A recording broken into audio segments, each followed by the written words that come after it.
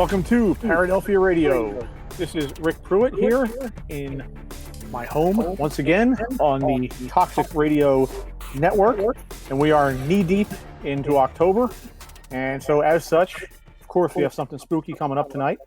We're going to be talking about a road that runs right through the heart of our area here that you guys may or may not know is actually cursed by Indians. So before we get to that, let me bring on the rest of the crew here. We have our esteemed producer, Mr. Toxic Mike. Yay! It's day 5,670 whatever. Just it sucks. Okay. Of the coronapocalypse. The coronapocalypse. That's gonna be a movie one day. I can't wait till like years and years and years and years down the road when they do movies about the time we're living in. It'll be very interesting to see how it is portrayed in film later on. Absolutely. Yeah. And joining us tonight for the first time in what feels like about 65 years, we have our co-host, Mr. Doug Hogate. Oh my gosh, let me tell you, it's been I've missed this so much, but obviously life has to take over and work and everything, but now I'm back and of course October too, so but I'm back and haven't gone anywhere. I haven't fallen off the face of the planet or anything. Much like the raising of the dead, Doug is back. Yes, yeah. I figured, with it again, me being the ghost guy, October, I've woken up. So yeah, absolutely. Well, speaking of it being October, yes, we have all in our area. We have a ton of different events going on. Even though the coronapocalypse is going on, we still have all these events going on, and one in particular that we here at Paradelphia and Toxic Radio are partial to is happening this coming weekend up at the in Phoenixville at the Colonial Theatre. And if that sounds familiar, you guys probably heard us talking about this past summer and last summer in July when they held their annual Blobfest. This year's was a virtual deal, but they are back. They are back, and tonight joining us is the man himself, Mr. Dash Daring, Chuck Francisco. Welcome back to Paradelphia. Hey, Chuck. Thanks for having me on again. Hi, Doug. Nice to meet you. Nice to meet you finally. Yeah, again, like I said, I'm woken up this month, so. Yeah, September is over. We woke him up and the guy from Green Day. Yes.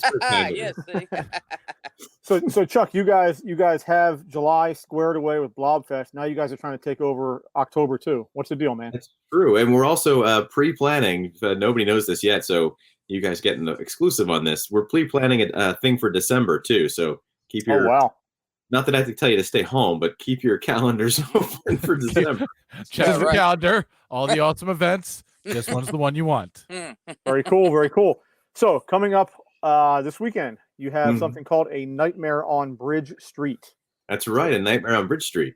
So why don't you let us all know what the deal is here? This is a virtual show again, or a virtual event again, and what's the skinny on this?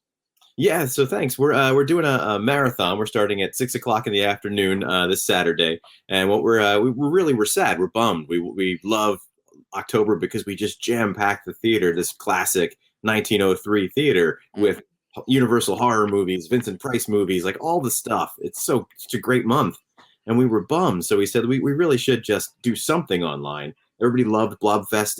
When I was on before, we were talking about the virtual Blobfest. It went over great. People were so excited. We had folks from all over the country attend. So we said, why don't we do another thing like that and just do a Halloween thing? And so we grabbed a bunch of our favorite black and white spookies, and we threw together some host segments and some sort of showmanship stuff. We got a T-shirt from our buddy Chris Garofalo, so folks can get his artwork. And we're really hoping this will make folks feel less sad about like a lot of the stuff we're not doing this month. Yeah, and I got involved and I bought a ticket for the Blobfest, and it's when you hear about it, you think, oh, you're just I'm watching movies, and yeah, you are. You're watching movies at home, and you can stream movies, but it's also a situation where you also get the entertainment between the movies. You're getting the back and forth of. I think you guys are on a Discord server, correct? Mm-hmm. So we'll have a chat room in Discord. We have an official Colonial Theater Discord. It's linked up on the ticket page. Well, I'm joining that. Yeah, I love Discord. It's great. It's just folks coming in and talking about what's going on, and honestly, it's just great also for time checks when people maybe they lose their internet and they're like, "Oh my God, I'm not synced up with everybody." So just the friendliness is great. And there's this thing that's happening now. It's weird. The whole Corona apocalypse thing is bad in so many ways, but at the same time, you see certain niches that start coming back, like drive-in theaters, or one of those things. And what I'm noticing is, I know that you know him very well, Mr. Lobo, with his Cinema Insomnia show. They have been doing these watch parties on Facebook over the summer into the fall, and and you have Joe Bob Briggs on Shudder with his stuff going on. I think he's doing another special next weekend or this weekend or something like that. But coming up, you have these communities that start to build around these shows the way you used to decades ago when they were on broadcast TV. And you have the interaction back and forth with you and your buddies that meet online and talk about the movies that are going on, and it's a different aspect. It's a different angle on watching a movie that didn't exist before all this bad stuff happened. And I don't think it's something that's going to go away anytime. We were talking about this a little bit before the show, Chuck. I don't think this is something that's going to go away anytime soon. This is sort of like a return to form, right? So we got away from this with streaming. People just like an entire TV show just dropped and you watched it as fast as you could so you could go talk about it online. That's where we were at before the pandemic with media. And we're going back to media as timed event. Joe Bob Briggs, who you mentioned, has a really great monologue about that, how people are asking him all the time, like, why do you do this? Like, why does your show drop on a Friday night at premiere? Like, why is there a premiere? And he said, like, it builds community. It brings people together. People look forward to 9 p.m. Friday night, hanging out with people online and talking about Joe Bob Briggs while they're watching it. We got away from this. And I think what you're talking about is it's a return. We had to do it, but it's actually a return.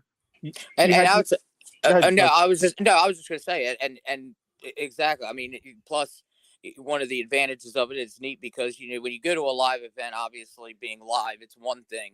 But it does. You typically, when you're at a live event, you don't have that interaction. People don't know, strangers, things like that. I mean, this is bringing, again, like you said, everybody together to discuss it and just get different opinions and different things like that. So again, it's bringing such a wide scale and more interaction.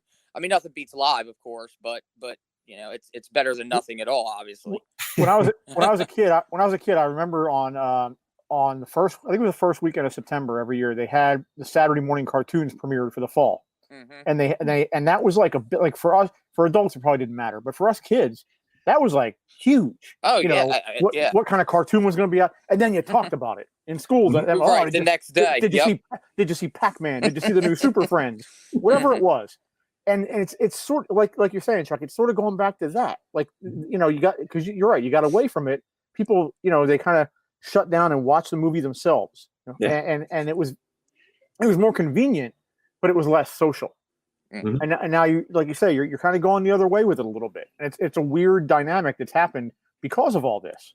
We're actually super proud too of we were bragging about it this week as tickets were coming in, and we're filling in the map, the United States map, all the different states that people will be watching for our event. And it's just so cool. People were like, "Oh, I didn't know about your theater, but now I heard about the Blob, and we're going to try to come out there after the world opens back up."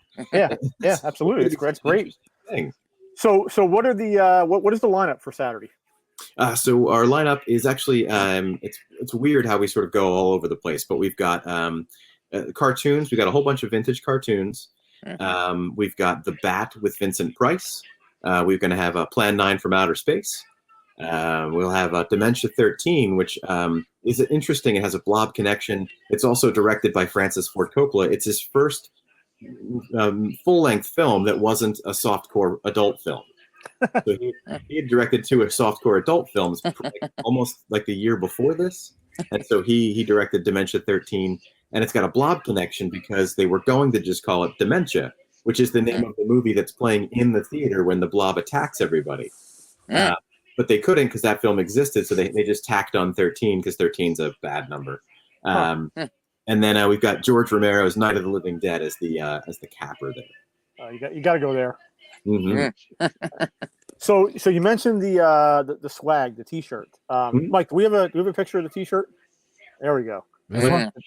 T-shirt design. Well, how did this come to be? This is a pretty badass shirt. That is It's very Chris awesome. Garofalo, man. He is just a king. I love his work, and this is just very typical of Chris's style. And I think the idea here is I didn't talk to him about this, so I could just be completely wrong. And I hope he's watching and is like, no, that's not what I was doing. But obviously, the pumpkin and the gore and the oozingness, but with Chris's very obvious his texture work. Chris loves texture work, and you picked a great font for it. It's got that great feel. So I'm gonna love seeing people just random things with this on. That is definitely a badass shirt. Absolutely. That is really cool. Yeah. So what's the deal as far as the timing of all this, the cost of all this? When can people buy tickets? So it's $15 total for the whole evening's marathon for the household. So you pay your $15 for the ticket. You'll get emailed a streaming link so you can jump on. I'll be online Saturday 5:30. I'll be live streaming on the Blobfest Facebook page just to like warm up, to walk everybody into it, make sure they've all got their tell them to open their links and get ready to go. And it's going to run. I think we timed it out to like 12:45 or so. So you're getting a good more than 6 hours worth of hanging out and watching cool movies. Cool. That's awesome. That is awesome. Well, hey man, again, we loved what you guys did with Blobfest the last couple of years that I've known about it. It's been going on for 20 years. I wish I'd have known about it all this time. I really do. It's such a fun time going up there. I hope you guys get to do it live next year. I really do. Fingers crossed. Right. Yeah, exactly. Right. But this sounds like something cool too. And who knows, maybe you can develop this into some kind of a live event come next October, and we'll be back up there again next year. I feel like it's going to be a combo. Like you were saying before, everything is going to sort of come into a hybrid after this. We're not going to just completely walk away from all this new streaming. Oh, absolutely. They're working hybrid into so many things. It's the way, and Rick knows that I'm a VR guy, and a lot of things are actually going into VR. And as technology evolves, I see some stuff like Blobfest being something where, because I use my Oculus Quest. It's over in the corner. But anyway, they have a thing in there called venues where you go and you see the person next to you and you're interacting, you meet these people, but you're in like a mezzanine where you get to look down at all the stuff going on.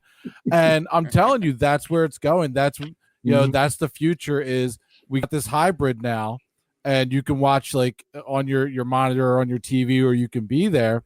But soon, you mark my words, guys, it's going to be virtual, and then you're going to see Chuck in here talking about join Blobfest virtually. It's going to happen. It's like you're there, but you're not there, kind of, So the virtual thing, and people are just watching in virtually, and it's going to be cool. Your ticket, if you want a cheat sheet, if you're like a younger viewer and you're like, okay, I'm super cool, I'm ready for this new world, go back and watch 90s science fiction films, because they were all like, this is coming, and we were all like, that's BS. Right, yeah. It's funny you mentioned that, because I've talked about this on the show multiple times. That movie, I've said this probably half a dozen times over the years, the movie with Bruce Willis from about the mid 2000s called Surrogates. Oh yeah. If you haven't seen it, you got to watch it. It's basically people living in their homes in little pods, and they're living their lives vicariously through like robots out in the world. So the world is basically populated by robots, and the people running them are in their own homes, like huddled into little pods. That's what we're not that far away, man. No, everything's a premonition of what's to come and what has come, So, Yeah. Well, Chuck, I wish you the best with this. Again, we'll definitely promote the hell out of this for the next couple of days, and hopefully we'll get you guys plenty of business up there. And if you do anything like this, in the future, I know you mentioned you had some stuff planned for the future toward the end of the year. Let us know, man. We'll definitely have you back on, and we want to promote the Colonial as much as we can. Awesome, guys. So, hey, so great to talk to you again. Hopefully we could do this again in a couple of months. Absolutely. Awesome. All right, Chuck, you have a good night. Nice good luck this weekend. Take care. Take care. That's definitely cool. And real quick too, you were mentioning before about how they're bringing in a lot of the drive-in theater. One thing actually, Melly and I just did a few days ago. It's really neat. It was about an hour away, but they did a thing. We bought a ticket, and it wasn't like your typical like Delsey drive-in. It was like a Snipes Farm is what it's called. It was up in Marsville or Morristown, PA. And they did this. It's like this whole Halloween event. They had people walking around. It was like an adult type thing, and they played the original Halloween from 1978, and it was just a really cool thing. I mean, of course, practicing social distancing, but again, outside, Right. you know, slowly bringing people together. So it's still, you know, Yeah. everybody's still trying to pull it together, but Yeah, it's you getting get better. it forces you to get creative, man. Yeah, absolutely. That's the good thing about all this. There's a lot of bad about this, God knows, Bro, yeah. but there is a good aspect to this, and it's literally forcing people to be creative, and Right. it's going to wind up paying off in the long run. Yeah, things getting canceled, like, you know, for example, like the this year, every year we always do the Mullica Hill Ghost Walk. That's Right. an event that's been canceled because of the pandemic. But like you said, much like we just talked to Chuck, it's opening all these things up, and Mhm. it's only going to be for the best. So it's interesting to see how everything, you know, turns around and what becomes of it.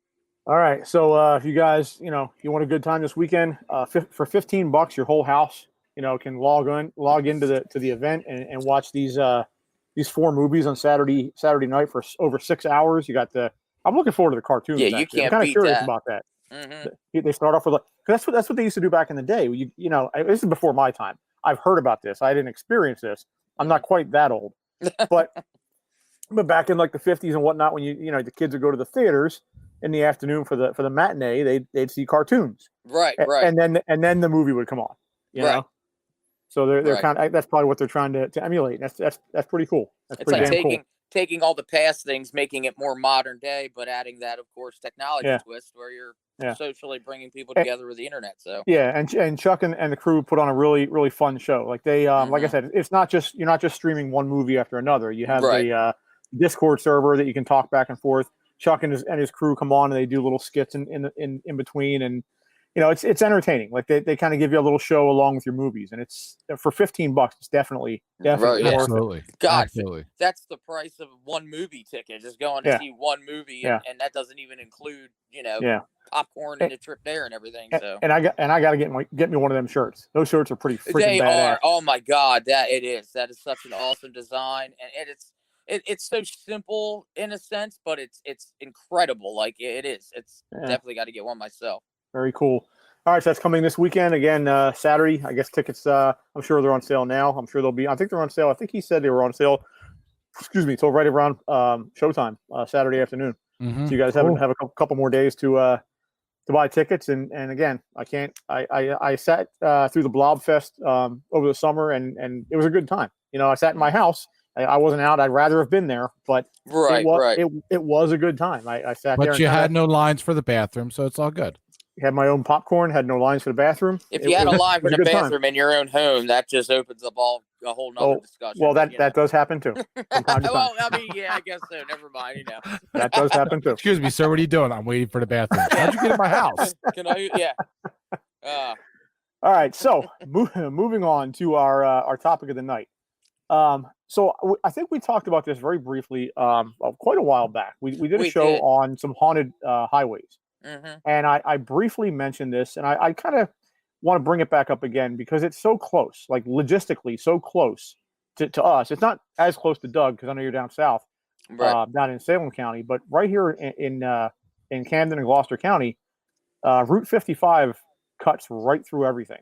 Oh yeah, and it's a road that if you live in the area, you can't help but drive down at least once or twice a week. If you're going out of your house and doing anything at all. Mm-hmm. And so the story behind it, I it's not really that well known that this is actually a cursed highway. Which I didn't even hear about that till you spoke of it in the past. So that's and I have I don't have a personal experience myself, but a friend of mine, I'll tell you a story in a little bit. My friend of mine had what can only be described as a brush with the curse back when we were kids. Mm-hmm. So basically, go back to the beginning here. The history of all this. This road was built back in the 80s. It was commissioned in 1983, and basically, what was happening was people were taking. Obviously, the shore is a big destination point in New Jersey. Well, the only way you could get to the shore back then was all these back roads and then Route 42. 49, 42. That eventually put you onto the Jersey Turnpike. or I'm sorry, not the Jersey Turnpike, the Atlantic City Expressway. Atlantic City Expressway, right? Garden State Parkway. I don't even Right. know how old that is. The Right. expressway to the parkway. That was for decades. That was how you got to the shore, the expressway to the parkway, unless you wanted to take a lot of really winding, crazy back roads. Right. So cutting through all of this, they decided to build this road, the highway, which eventually became Route 55. And basically they built it, started it near Deptford. And it goes all the way down to, I believe it cuts off somewhere in Dennis Township, if I'm not mistaken. 55. I do know it's just past because it's the way from where I am. Well, I guess all of us actually the way I go. I know just as you get through and past the Millville, it's another couple of miles before it actually takes from the 2-lane highway, and then it turns into Route 47. Yeah. So right, yeah. So around Dennis, yeah. So back in '83, when the plans were first put out for the highway and made public, they were apparently poo-pooed by a local Indian group called the Delaware Indians. A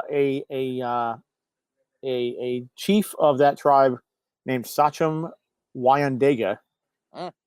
He actually was a chief and a medicine man. Oh. And he saw the plans, and he basically threw a fit because part of the road that was going through Gloucester County in Deptford was cutting right through, and it's going to sound like the cliche, cutting right through an Indian burial ground. Wow. There was an old Indian burial ground for the Delaware Indian tribe. That and when I say Delaware Indians, it sounds like a baseball team, but it's Delaware. Delaware was the name of the Indian tribe. Right. So the state Delaware took the name of the Indian tribe. Like the Lenape Indians. Lenape. Right. Yeah. So wow. The Delaware Indians. So anyway, they tried to get it stopped. They tried to put injunctions on it, and it didn't happen. And money talks, and money politicians and all that stuff. It was more important to get a road that cut right through the heart of the area to get ease traffic on the turnpike and the expressway. Right. And hey, they just said the hell with your 200-year-old Indians, where we're going to go right through. Yeah, well, little do they know. So they did, and they built the highway, and soon after, there were some kind of weird accidents that happened during the construction of the highway itself. So right after the construction began on the highway, again, some strange things. For example, while on the job site, one of the construction workers' feet, for no apparent reason, turned black, just as if it was nowhere. as if it was like gangrenous or something, like kind of like frostbitten, so to speak. Frostbite or gangrene, yeah, whichever. Really? It was never explained. The big one that you hear all the time, if you are looking into the story, was there was a worker who was actually run over and killed by an asphalt rolling machine. Oh, that's a hell of a way to go! Wow.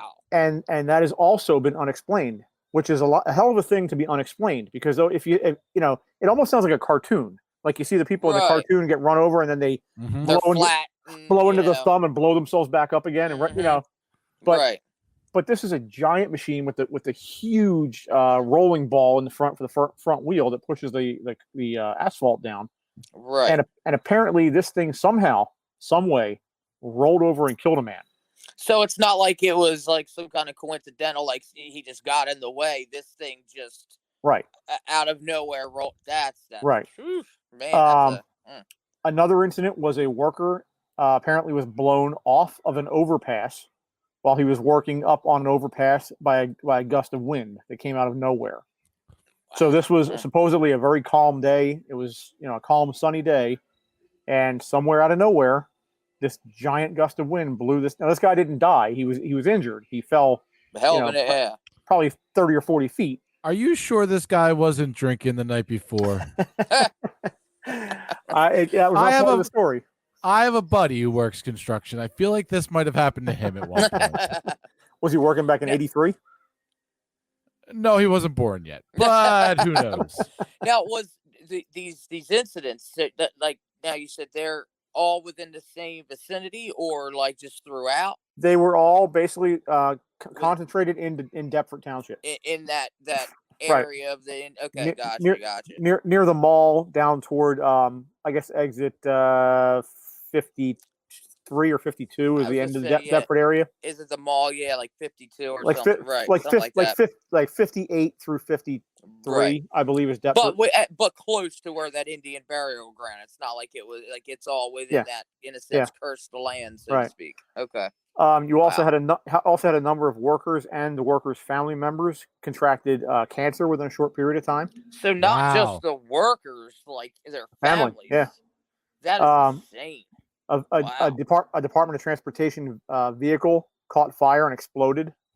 Just out of nowhere, caught fire and just various other injuries. Nothing as serious, but yet odd and odd in not necessarily odd in and of themselves, but odd in the fact that there was so many happening in such a small area. Because again, it wasn't the entire stretch of 55 all the way down. Mm-hmm. It was basically all concentrated in this area that ran like 5 miles from the beginning of 55 through like exit 53-ish. Right, because obviously in construction, you're bound to have accidents. But again, like you said, when you have that many in that area, not only that families being affected, that starts to raise a few eyebrows as to what the hell is going on here.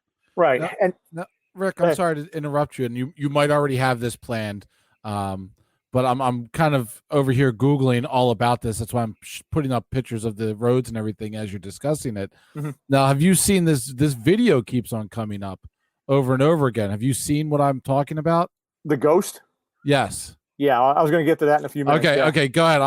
I'm a spoiler alert to Rick's story, but again, he's talking. The reason why I got kind of like, I want to show this is because it is right in our backyard. Right, so it's not far fetched to be driving down this road and see what we're about to get to. But go ahead. I apologize. So no, that's fine. So if you drive down the road, any time in the past, well, it's been around for 35 or so years, you'll notice that, and you again, if you drive it often, you may not notice. But if you take the time to look, you do really see an awful lot of those roadside memorials. Yeah, put up around that Deptford area. They're not, it's not every 20 feet. I'm not talking about that, but they're often enough that they're noticeable that they're there.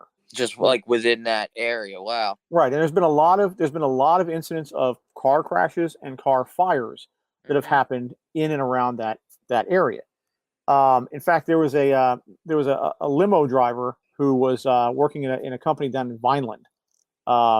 And he basically said that he traveled on that road very often, and he said that he saw and experienced various apparitions by the side of the road.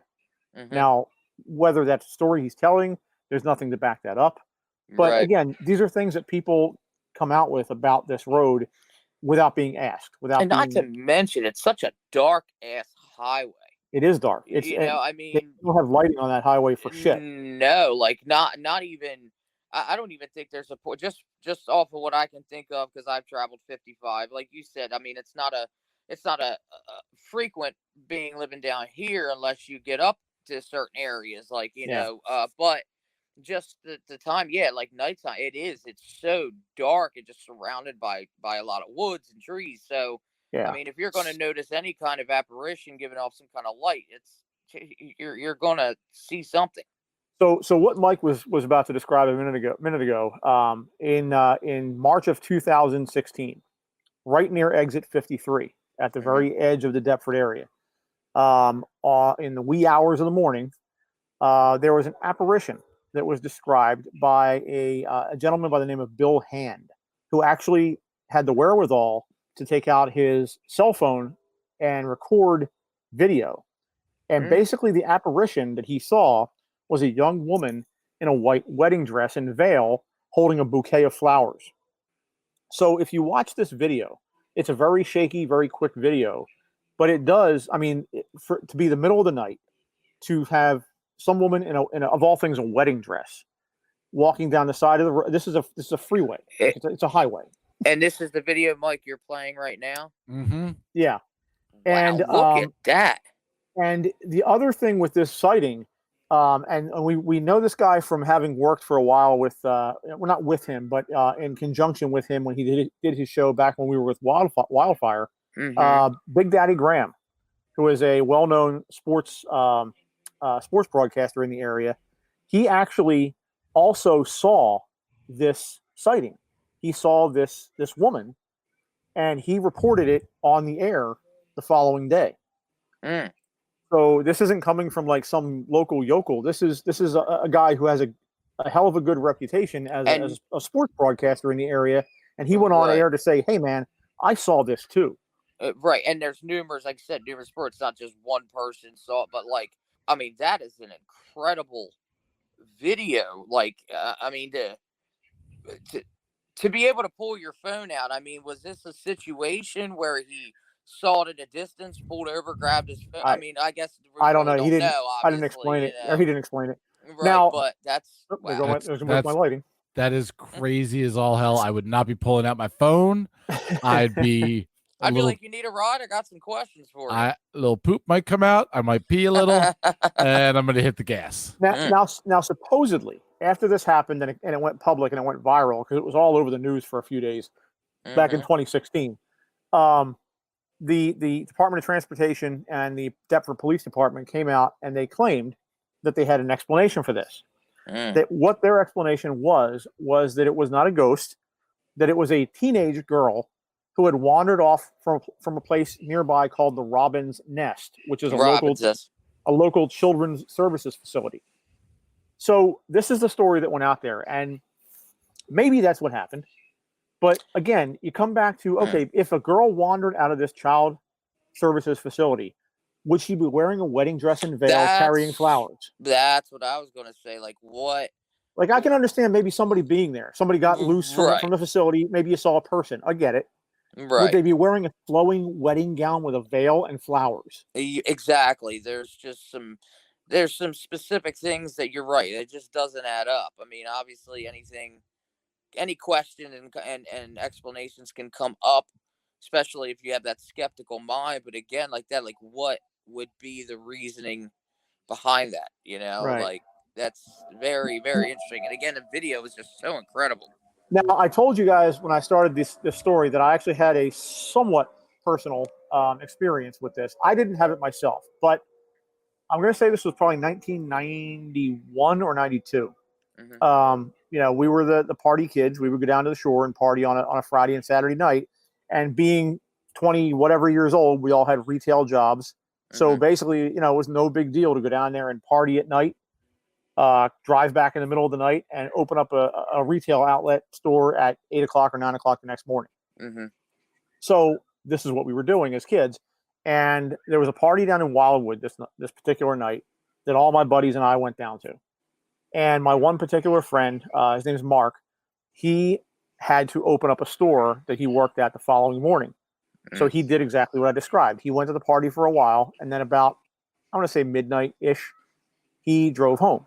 And he had the brother of another buddy of mine went with him. So the two of them were riding home in the middle of the night, basically to drive back home. Probably about, I want to say right around the same area, right around exit 53, 50, 52, 53, 56, somewhere in that area. His car, now this was in 91, 92. He had a 85 Buick Regal. And when you're kids, your car is your thing. You don't have a house. You don't have responsibilities. You dump all your money into your car, and you have parties in your car. Which I did. So he had this thing tricked out. He had the $1,000 Blaupunk stereo system and speakers. He had the white walls. He had all this shit done to this car. It was money on the motor or anything. Just everything else. It was his baby. Right. So he had this thing running like a top, and he had this thing tricked out. He gets to about exit 53 or so, and all of a sudden they start smelling smoke. And all of a sudden they start seeing smoke coming out through the air vents. Long story short, smoke starts pouring into the car. They get out of the car. Now, there's no cell phones at this time. This is 1991-ish. Right. So basically what they had to do was sit there and watch as my buddy's car burnt to the ground on the side of Route 55. and there was no explanation for it. It's just out of nowhere. Out of nowhere. Oh my He god! he went into the car. He grabbed what he could. I think he grabbed his speakers. He like undid his speakers in the trunk. Just Like all kind of this, whatever he all could this get. money. Yeah, all this money he put into this car. Grabbed it, got out, sat by the side of the road, and literally watched his car burn to the ground. And just that, like, and again, like you said, if he putting that money into, I mean, obviously it was well taken care of. It's obviously not a piece of crap. So it's just. So this was this part of the curse? I don't know. This guy had this car really well maintained. It was only a 6 or 7 year old car. Right. Cars don't just burn to the ground. Right. That's well, when you have a really, really evil ex-girlfriend, they do. So I'm just saying that there's possibilities behind that where everybody just looks at each other and goes, how the hell did that happen? Yeah. But what you didn't know was his ex-girlfriend, Missy. Right. She had the girl on the side that didn't know about his ex-girlfriend, Missy, Right, the side chick, you don't know. she teamed up with the Indians and said, you know what? Yeah, let's do this. I'm just putting that out there. There was if Jean was on, she'd be able to help explain it also. But a few years back, Jean and I went. You remember Sarah and Dawn? Dawn, from S&D Paranormal, right? And they needed help on a case. And years ago, they had asked me, and I had asked Jean also to help. And this is actually the gentleman that I always talk about when I say that I've seen Jean bring guys who are in the weight room every day, buff, like go to their knees crying.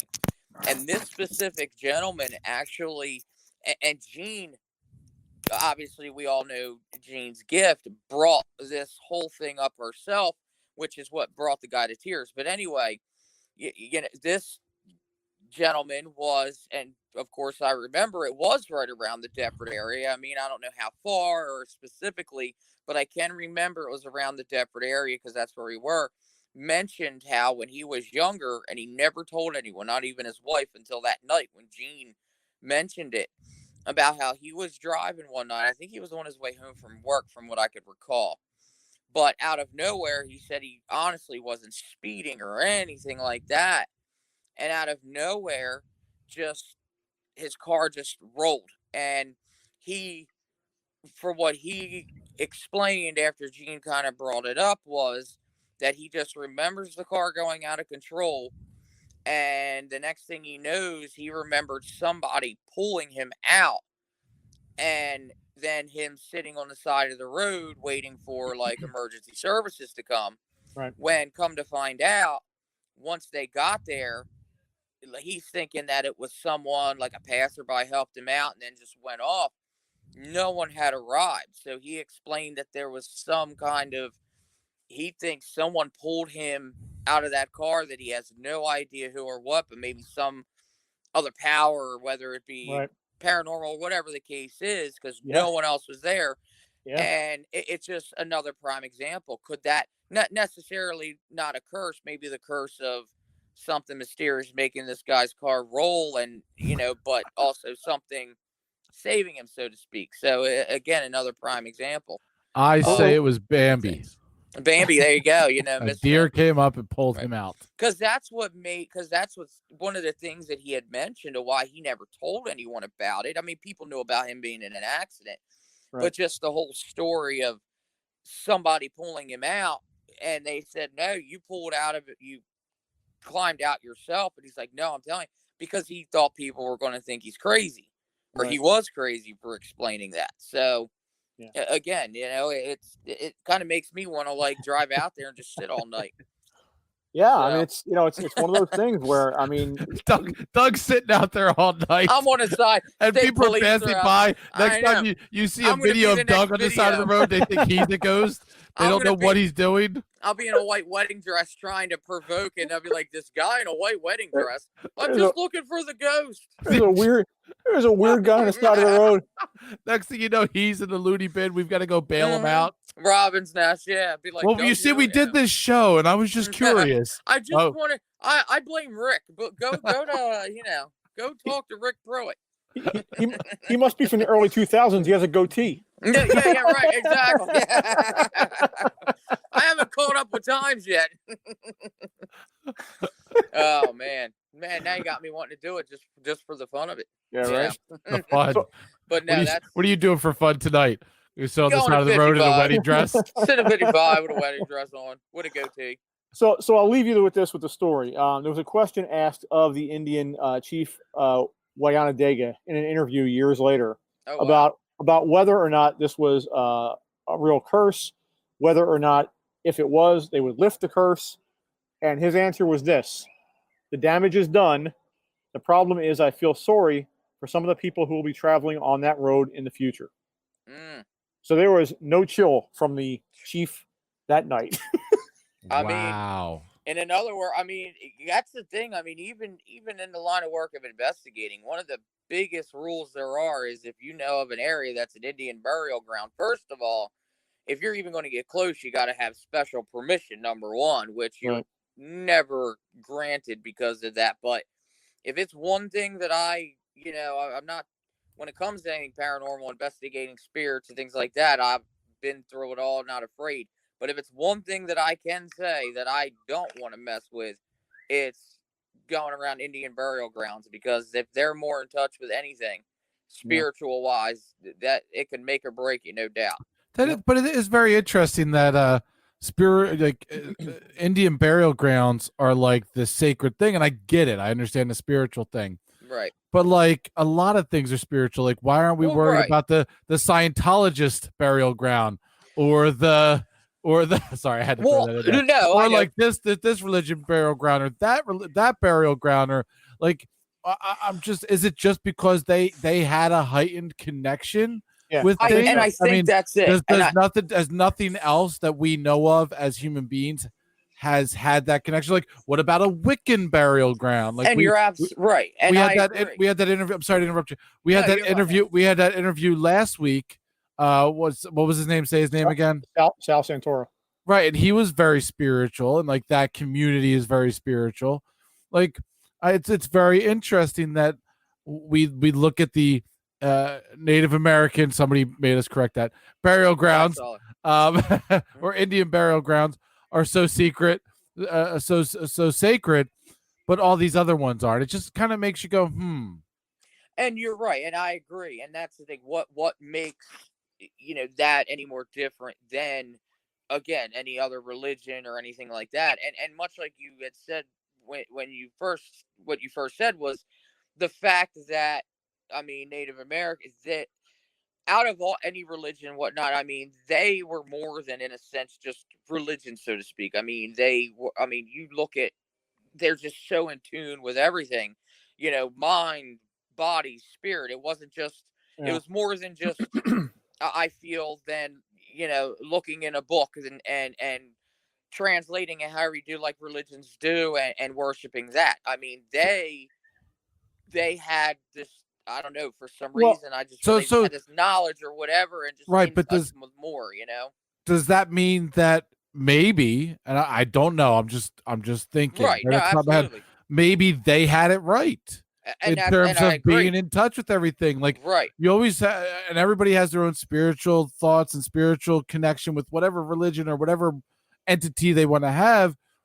Did Native Americans, Indians, did they have it right in the way that they were connected with everything, that even in the afterlife, if you mess with them, it could cause an issue? And did they have it right? I'm with you 100%. That's what I think, because they look at everything as a whole rather than just, again, reading in something and going by that. I think certain religions look at burial places more seriously and more ritualistically than others. Like like a Christian burial ground is a sacred place in the sense that you don't want to mess up the graves and you don't want to disturb the graves. Sure. It's any burial ground, any but cemetery. I have to say, in that sense also, it's more for the living in that respect, for a place to go to. It's more for us instead of a burial ground for the soul to all the other stuff. It's more for us, for a place to go visit. And you don't see people. you don't see people standing over top of a grave, on a yearly basis and having some kind of ritual Right. in that place. Like they're not necessarily tied to the place. They're not tied to the they're tied one to the spot. person. Right, to the one Exactly. spot. They're going to visit that one spot that means Right. something to them instead of going there to visit everybody as a whole. Yeah. Right. Yeah, I get you. I get you. Yeah. So that's why, like I said, it's interesting. I feel they, Native American, they know so much more and can do so much more and have that power because, again, everything as a whole, not just a belief in one thing. So yeah. All right. Well, it's been an interesting evening. And again, if you guys are on Route 55, keep an eye out, man. Keep an eye out because like I said, I'm not. Yeah, keep an eye out on me in the wedding dress. I'll, look for Doug. I'm speeding through. I'm not looking for Doug. Honk I'm not if you see for Doug. anything. I'm not honking at Doug. In my brand new white Ford Expedition, must I say? Yes, I got me a new vehicle, so I'll be in a white wedding dress with a new white Ford Expedition with my 4-ways on. Oh, OJ. Hey, OJ, yeah, right. I'm not driving down 55 ever again. If I see a woman in a dress, Hello, I'm not Michael. stopping. I might actually swerve and hit her. What if she's hot? And then I find out it was Doug. What if she's hot with a goatee? Hot with a goatee. Hot with a goatee. Hello, Michael. That used to be on my Tinder profile. Looking for hot with a goatee. That's what I'm looking for. 55, Michael. Yes. Will you wear a wedding dress? Where would you like to meet on 55? Yeah. A lot of swiping left there, huh? Pants will be on now. Don't worry, pants will be on. All right, so right. It's been a fun night. Again, I want to thank Chuck Francisco for coming on, talking about his virtual event up there at the Colonial Theater this weekend, A Nightmare on Bridge Street.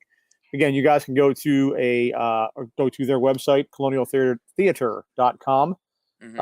Tickets are $15, and again, you get access for your entire household to view the event, and it starts, I believe he said, at 6:00 that night, or I think he said he's going to jump onto the server at 5:30 to do like a pre-show thing, and they're going to start the event at 6, and it runs for however long it takes them to do 4 movies and all the cartoons, and I think he said 6.5 hours, something like that. Something like that, yeah. Something like that. Let me see if I still have the thing up. I do. So let's just show this back over. Right. And also, I'd like to add one more thing before we sign off, too, just to add on. So. Right. So this is at thecolonialtheater.com where you can find out all this information, get your tickets, and the lineup is right there as well. So go check that out. Hey, have a fun night at home and interacting with others. All right, and we'll have all his links up on our social media and the show notes. Doug, what were you going to say? No, I just wanted to, kind of put a little thing out there, which Rick I'd mentioned. I would talk to you more about it also, but I've always had this thought of doing it, and I've actually been doing a lot of research lately, and I really think, especially getting into the new year coming up, but you always hear all these things. We've covered it many times about the paranormal going around throughout the Pine Barrens. Pine Barrens takes up 51% of our entire state of New Jersey. And I'm not just talking about ghosts and things. I'm talking about places like Ong's Hat, where you have missing time. You have UFO stories, Bigfoot sightings, Jersey Devil, of course. Well, I have been looking up some of the most significant cases out there, and I really want to kind of put together and start even documenting and investigating fully some of these cases, like, again, Ong's Hat and Jersey Devil sightings. Kind of putting together like a Project Pine Barren, Paranormal Pine Barren kind of thing. Because people have researched and investigated different things like that, but really concentrating and see what can be uncovered fully. Yeah. And what kind of truth we can put in behind some of the stories that have been around for decades. We did a show few years back with I forget the gentleman's name now, but he was an expert on all that folklore on the Pine Barrens. I actually I've been in touch with him. It's been a couple of months, but I actually reached out, kind of giving him a little insight, and he actually is very excited and said, as soon as I get all the details worked out, let him know, because he'd be a perfect guide with it. He'd like to get a hold of Mario about documenting, but I think it'd be pretty fun and very interesting. So it's something I've wanted to do for quite some time, and I've really been looking into it a lot lately, and want to do it, plan it out carefully, but really get in to see what happens. So there's plenty of room out there to social distance. Absolutely. Exactly. Yeah. Right. 600 feet away versus 6. So. Yeah, right. Doubly careful. Yeah. Exactly. So. All right, yeah, we'll look into that, and who yeah. knows? Maybe it'll be something in the future down the road. New Travel Channel show. Yeah, right. All right. So again, thanks to Chuck Francisco for coming on. Again, look for the virtual Nightmare on Bridge Street on his colonialtheater.com website this Saturday starting at 6. You guys can go buy tickets, $15. The kick-ass T-shirt that we showed you a few times up on the stream here. Mhm. You guys go buy that. All the money that you guys give them for the T-shirts and the events goes towards maintaining that theater through this shitty time, and hopefully they'll get back on their feet and have live events going forward next year. And we'll go out there and we'll bring you them, because I want to do that too. I want to get out there with cameras and start doing live, in the moment, real time stuff at their theater, because their stuff is really cool, and it's a really, really cool old theater. Yeah, get the vibe, feel the energy, and all that kind of stuff. Yeah, I know. Absolutely. Because I miss touching you guys too. Oh yeah. Well, with that being said, this Rick, is going off the rails real quick. All right. So again, thank you guys for listening. Thanks to Doug for coming in tonight. Hey, and I'll be back next week too. I'm back. All right, brother. Back at it. So. Mike, thanks again for the production in, and thank you guys for listening. So for Doug, for Mike, I'm Rick. We are Paradelphia, and we are out of here.